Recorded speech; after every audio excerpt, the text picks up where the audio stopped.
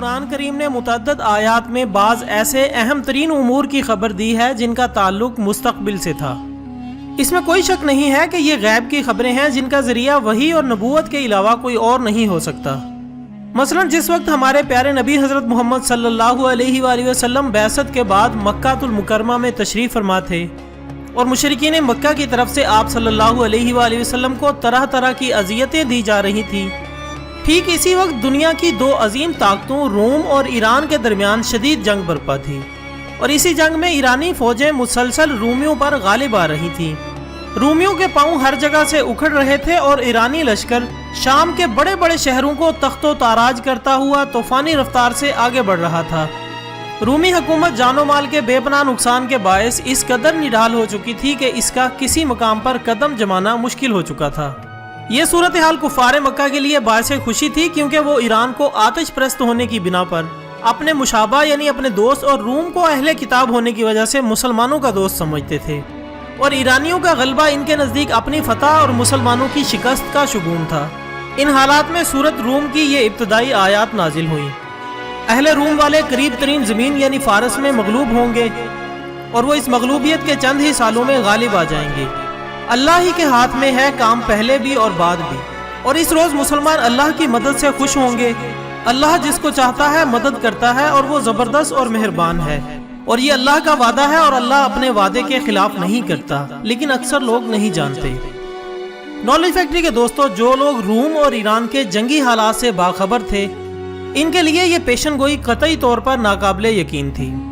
ان کا خیال تھا کہ جو حالات اس وقت روم کے تھے، ان حالات کے مطابق روم کبھی غالب نہیں آ سکتا۔ چنانچہ قریش کے ایک ممتاز سردار ابی بن خلف نے حضرت ابو بکر صدیق رضی اللہ تعالیٰ عنہ سے شرط لگا لی کہ اگر 3 سال کے دوران رومی غالب آ گئے تو میں تمہیں 10 اونٹ دوں گا، اور اگر غالب نہ آ سکے تو تم مجھے 10 اونٹ دو گے۔ اس وقت اس طرح کی شرط جائز تھی، اس لیے ابو بکر صدیق رضی اللہ تعالی عنہ نے یہ شرط قبول فرما لی، اور حضور صلی اللہ علیہ وآلہ وسلم کو اس شرط سے متعلق اطلاع دی۔ آپ صلی اللہ علیہ وآلہ وسلم نے فرمایا کہ قرآن پاک میں عربی لفظ بضع استعمال ہوا ہے، جس کا اطلاق 3 سال سے لے کر 9 سال تک ہوتا ہے، لہٰذا تم ابی بن خلف سے اونٹوں کی تعداد بڑھا کر شرط کی مدت 9 سال تک مقرر کر لو۔ چنانچہ ابو بکر صدیق رضی اللہ تعالی عنہ نے ابی بن خلف سے 9 سال کی مدت مقرر کر کے 100 اونٹوں کی شرط لگا لی۔ اگرچہ اس پیشن گوئی کے وقت اس کے پوری ہونے کے کوئی آثار نہ تھے، بلکہ اس کے بعد بھی ایرانی فوجیں آگے ہی بڑھتی چلی گئیں، یہاں تک کہ رومیوں کے دارالحکومت قسطنطنیہ کی دیواروں تک جا پہنچی۔ خواتین و حضرات، مشہور مورخ ایڈورڈ گیبن اس پیشن گوئی پر تبصرہ کرتے ہوئے لکھتا ہے کہ اس وقت جب یہ پیشن گوئی کی گئی تو 100 میں سے 1% بھی کسی کو یقین نہیں تھا کہ روم کبھی ایرانیوں پر غالب آئیں گے، کیونکہ ہرقل کے ابتدائی 12 سال رومی شہنشاہیت کے خاتمے کا اعلان کر رہے تھے، لیکن اپنی پہلی شکست کے ٹھیک 7 سال بعد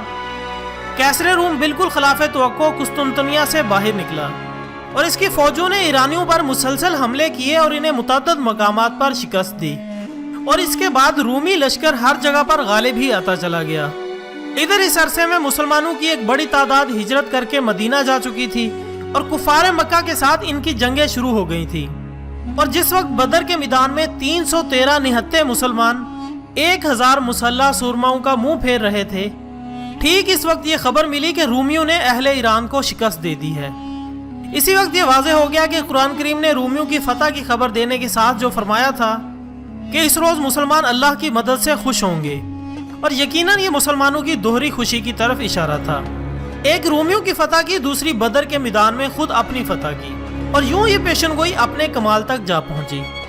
خواتین و حضرات، جس وقت حضور صلی اللہ علیہ وآلہ وسلم کفار مکہ کے ظلم و ستم سے تنگ آ کر ہجرت کے ارادے سے مکہ المکرمہ سے نکلے اور غار سور میں 3 روز قیام کے بعد مدینہ طیبہ کے راستے پر جحفہ پہنچے تو وہاں سے مکہ المکرمہ جانے والی سڑک نظر آئی، اور طبی طور پر حضور صلی اللہ علیہ وآلہ وسلم کو وطن کی یاد آئی اور اسے مستقل چھوڑ دینے کے خیال سے افسوس ہوا، تو اس موقع پر قرآن پاک کی یہ آیت نازل ہوئی: بلا شبہ جس ذات نے قرآن کے احکام آپ پر فرض کیے ہیں وہ آپ کو دوبارہ لٹائے گا۔ جس وقت حضور صلی اللہ علیہ وآلہ وسلم جس بے سر و سامانی کے عالم میں مکہ المکرمہ سے نکلے تھے، اس کے پیش نظر ظاہری اعتبار سے اس پیشن گوئی کے پورا ہونے کی کوئی توقع نہ تھی، لیکن چند ہی سال میں حضور صلی اللہ علیہ وآلہ وسلم شہر مکہ میں فاتح کی حیثیت سے داخل ہوئے اور قرآن پاک کی یہ پیشن گوئی بھی پوری ہو کر رہی۔ ناظرین اکرام، اس کے علاوہ قرآن کریم سے پہلے جو آسمانی کتابیں مختلف انبیاء پر نازل ہوئیں، ان میں اہل کتاب نے اپنی ضرورت کے مطابق تبدیلیاں کی، چنانچہ وہ اپنی اصلی شکل میں محفوظ نہ رہ سکیں۔